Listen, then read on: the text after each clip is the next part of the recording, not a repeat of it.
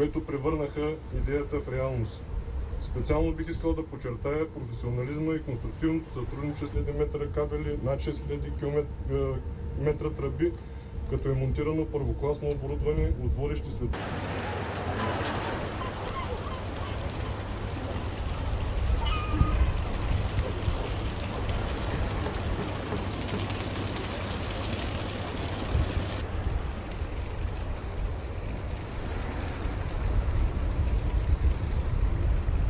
Преди повече от 100 години във Франция вече е произведен нов кораб. След това нашите военноморски сили са използвали втора ръка кораби. Сега за първи път строим в България нов кораб, изцяло нов кораб. Така че да, това наистина е един исторически ден за нашите военноморски сили, пък аз бих казал за страната и за въоръжените ни сили като цяло.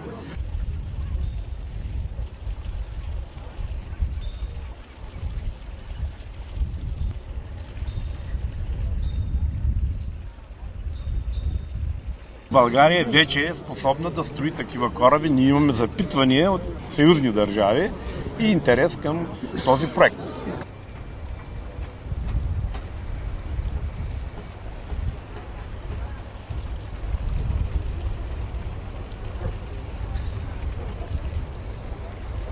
Това е истински боен кораб и за пръв път в състава на военноморските сили влиза кораб, който е способен да приеме на борда си хеликоптер или безпилотни летателни апарати.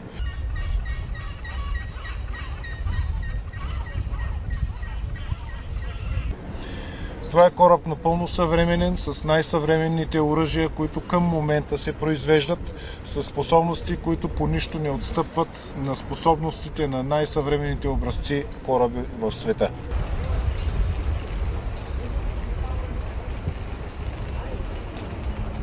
Важността на военноморските сили в съвременните условия налага към тях да се подходи по-внимателно и да се развиват все повече техните способности.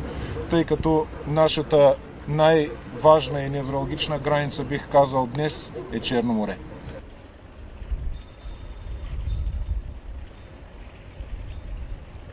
Черно море обстановката е спокойна. Това, което се случва е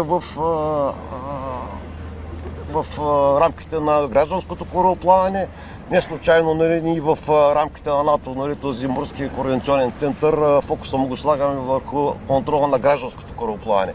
Ние искаме да допринесем за контрол на корабоплаването, за мирна и спокойна обстановка, да върви икономическата дейност, да върви търговията с Черно море и наистина да се успокои обстановката.